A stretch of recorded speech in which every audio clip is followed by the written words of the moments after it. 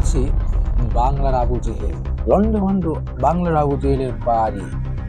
হ্যাঁ, বলছি শেখ মুজিবের কথা, আওয়ামী লীগের জাতির জনক, আওয়ামী লীগের বলি, আওয়ামী লীগের পীর, যাকে আওয়ামী লীগরা পূজা করত, সেই ধানমন্ডি 32 নম্বর বাড়ির কথাই বলছি।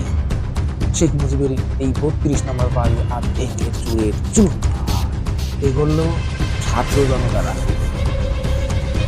সেই করেছিল 24শে আগস্টের 5ই আগস্ট ছাত্র জনতা অভ্যুত্থানে শেখ হাসিনা পতন হয়েছিল। আর এই 25 সালে 5ই ফেব্রুয়ারি ঠিক একইভাবে সেই আওয়ামী লীগের একেবারে যার বলা হয় যে ভগবান, আওয়ামী লীগের ভগবান শেখ মুজিবের ধানমন্ডি 32 নম্বর বাড়ি একেবারে ভেঙে চুরে মানুষের তো কষ্ট দিয়েছে শেখ হাসিনা, ওই শেখ মুজিবের বংশ ভাইরা। যখন মানুষ একেবারেই অতিষ্ঠ হয়ে গেল, তাদের একেবারে জনমের শিকার, ঘটনা তাকে শেখ হাসিনা পতন করতে বাধ্য হয়েছে ছাত্র জনতা।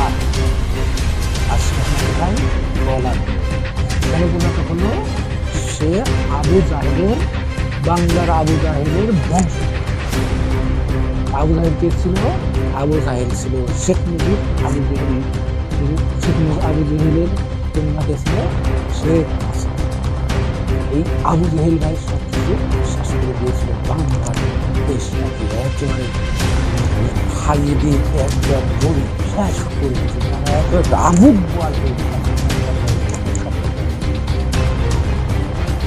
আজ দেখেন বাংলাদেশ কত সুন্দর, একেবারে মানুষ কত সুন্দর চলাফেরা করতে পারছে। মানুষের মধ্যে আর আগের মধ্যে সেই ভয় নাই, কখন কি সেই কত স্বাধীন, একেবারে বাংলাদেশটা এখন স্বাধীন হয় নিজের কাছে। কত সুন্দর লাগে, হাঁটতে ভালো লাগে, দেখতে ভালো লাগে, বেড়াইতে ভালো লাগে। আর কি না অত্যাচার করতো তাদের বিরোধী লোকজনের উপর, কি না অত্যাচার। যে শেখ মুজিবের ভগবান মানে তাকে সমস্যা করাইছে, যে শেখ মুজিবের জাতির পিতা হিসাবে মানে নিকো তাকে জেলে পুড়িয়ে ফেলেছে।